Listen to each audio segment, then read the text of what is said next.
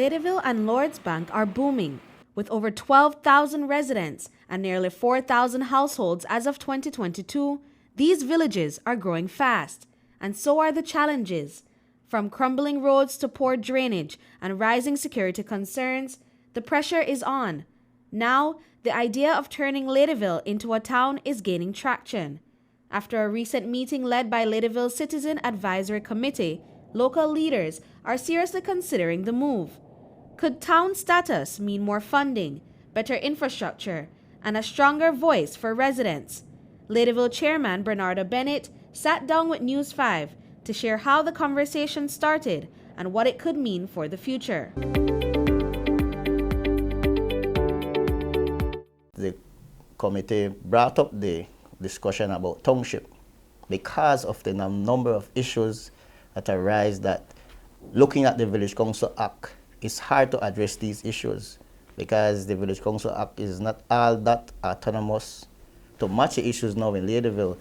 So they say, what about the possibility of turning into a town? And after discussing all the possibilities and stuff, the members of that committee decided and asked me as a chairman to explore and to try to see how we can get this done because they believe it's time now that Ladyville should turn a town and, of course, inviting Lords Bank. While Section 4 of the Belize Village Council Act outlines the general responsibilities of village councils, mainly focusing on the upkeep and care of public property, the Belize Town Council Act takes things a step further. It explicitly grants town councils the authority to construct and repair streets, highlighting a broader scope of infrastructure management. Belize Rural Central Area Representative Dolores Balderramos Garcia says that introducing a new municipality can mean growth for the community. San Pedro was a village at first, now it is a township. Belmopan was just an area where the new capital was when of course George Price had the vision to create a new capital, but it was made into a city, and I think that they are growing great guns, if I would put it that way. So let's look at the development of the communities, the vision that we would have for Ladyville and Lords Bank, and we can try to make that happen. The idea of turning Ladyville into a town has been floating around for years, but now Lords Bank is stepping into the spotlight too, joining the conversation and adding a new layer to the discussion. Last week, the two village councils met to discuss whether merging the villages would be the right move for residents. So with Ladyville being so populated, why should Lords Bank be included in the potential new town? The vast majority of people in Lords Bank do business in Ladyville. So the argument to them, what I present to them is that you are spending all your money in fuel, groceries,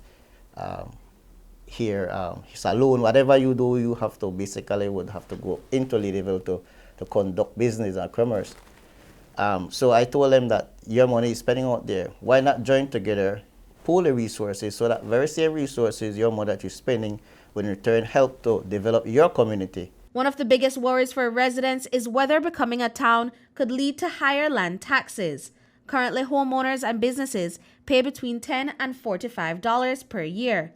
However, that amount could rise significantly since town property taxes are typically calculated as a percentage of the property's assessed value. Balderramos Garcia says that this factor is being closely looked at.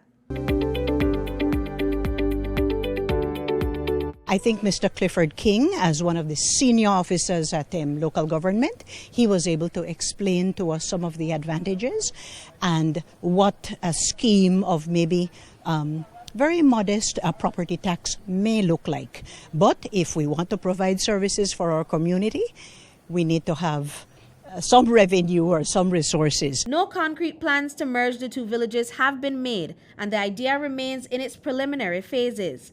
Balderramos Garcia emphasized that before any steps are taken towards merging the villages, it's essential to hold broader public consultations to ensure the community is fully involved in the process.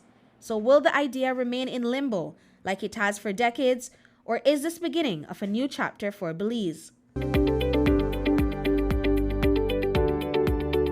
I would say, no, it's not in limbo at all. We would want to sit and do some good planning, and then when we have a broader community meeting, we could answer even more questions than came up today. But I do want to say that the preliminary meeting today went exceedingly well. The first consultation was a small, close-knit gathering of around 30 people.